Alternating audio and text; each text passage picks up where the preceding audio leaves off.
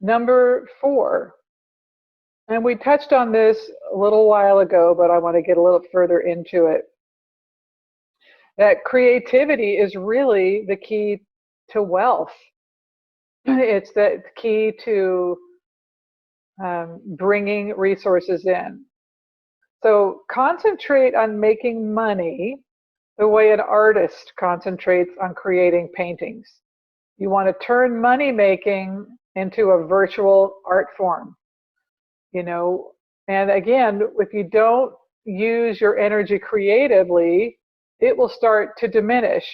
And that directly correlates to lowering your magnetism.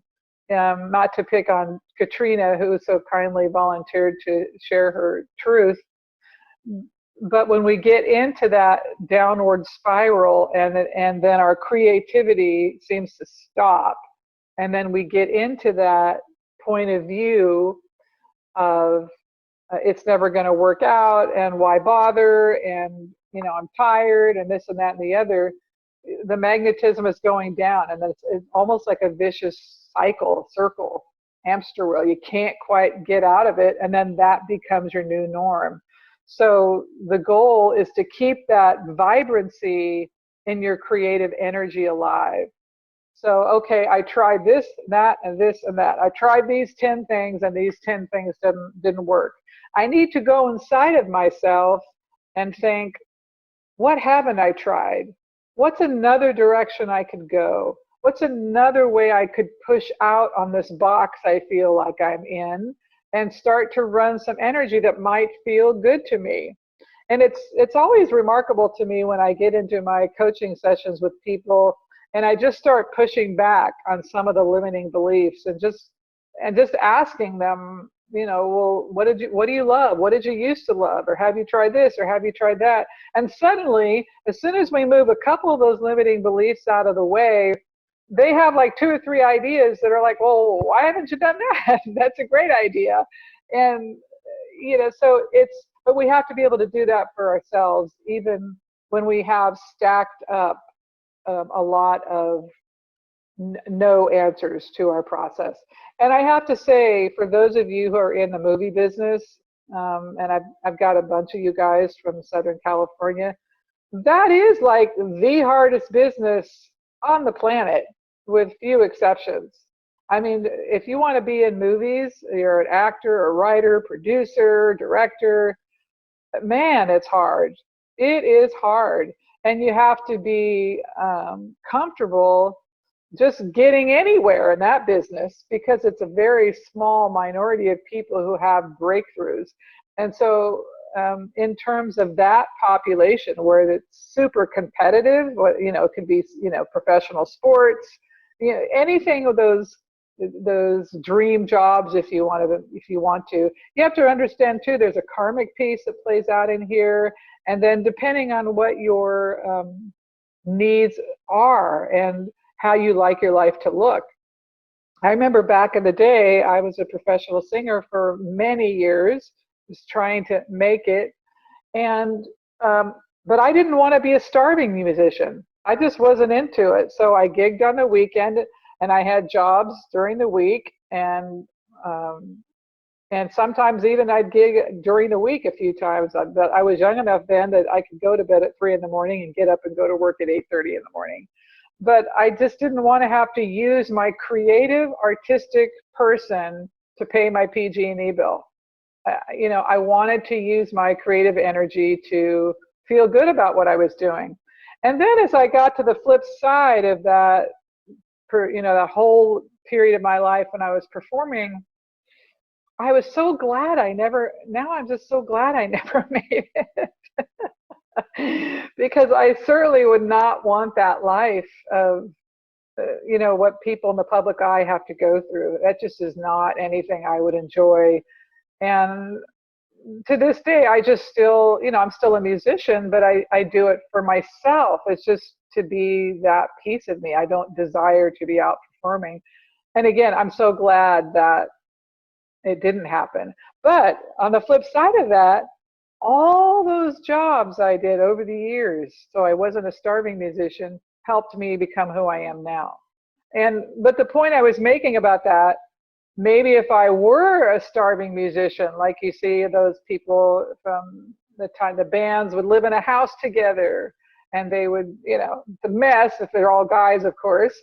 But that's what it takes to really go all in, like feast or famine, that you really have to go in sometimes. And that's how some people end up making it in certain areas. But I just got out of that because I know there's a handful of you guys in here who are in the movie business. And um, for you guys, more than anyone, I would say, for your specific industry, you just have to keep finding ways to keep it alive and keep that joy alive. And how can you push out and find new ways to be joyful about your process? Okay, number 5, the service connection to wealth and magnetism. So whatever we have in life, whether it is money, because some people are born with it, popularity, whether we're just talented in a lot of different ways. I have a friend who's played for the NFL. He's played for the MLB. He's super wealthy. He's got everything, seemingly everything going for him. But he always makes a point to be of service. He always sees it as something bigger than himself. But if we only see our gifts and talents as something for ourselves, we limit our ability to see. So we have to keep expanding it out and keep seeing that we are going to receive more if we include it and how it fits into greater and greater consciousness into just our own world, which plays into number 6, honor all forms of wealth. Because wealth is more than money, and this is part of the balance. It's happiness, it's peace of mind, it's the richness of fulfilling relationships. It's a simple and uncluttered life. It's wisdom, it's love. But if we devote too much money or too much energy to the quest for money, we may get filthy rich, but it won't make us wealthy in the truest sense. And I'm curious as I'm talking about this, because I think we're all women today. And women, we tend to be much more on this page, but how do you think you have enough? I am curious. I just want you to be taking your temperature, or where do you feel in relationship to money? And when you look at number 6 here, honor all forms of wealth, and be mindful of deadening your consciousness. If you're just focused and balance is the answer, it's like you want to stay in that place where you are wealthy as a whole being, because then you will feel rich whether you're making $50,000 a year or $1.5 million. Okay. And lastly, energy generates more energy. So you're saying, no way, no way. But I'm talking about creative energy. The more you use your energy, you'll find you generate more. Energy used joyfully and willingly doesn't exhaust energy, it generates more. I'll just use this class for you guys. When I'm creating this content for you guys and I'm preparing, it makes me so happy. I love being able to share what I've learned and know. I've studied from all my mentors and teachers and what works. That's why I'm the common sense psychic. I like what works. But it just really makes me get excited. So I can work late at night. I can get up early in the morning, and this particular thing, I'm not getting paid for at this point. Maybe I will at some point, maybe I won't. But I like doing it. It makes me happy. It makes me feel good. And so it's not about the time involved. It's not about any level of exhaustion or anything like that. It's like I look forward to doing it. It just creates more energy. So you guys are receiving what it is. At some point, maybe other people will receive whatever tidbits you're able to take into your life. You're going to go out, perhaps share with someone else, or you'll live it in some way with yourself. So energy begets more energy. And so that's why when we go to the creativity being the key, being able to keep it alive for yourself, keep things active and alive. That's really the best word. And we touched on this moment just a little bit on one of the slides, but manifestation itself is a match game.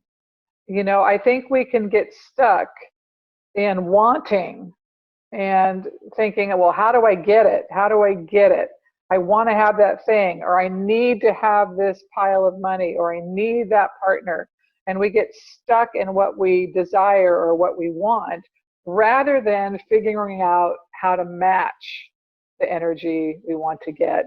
But once you elevate your awareness, expand your consciousness to the point where you see the pathway, you know you deserve, you're in balance, things come together.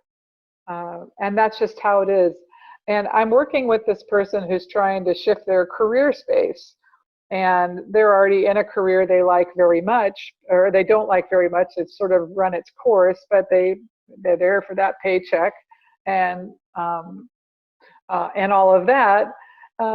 But he had a lot of thoughts going on about, you know, I've made some wrong choices. I've made some bad investments. You know, I've been good with money. I've been bad with money.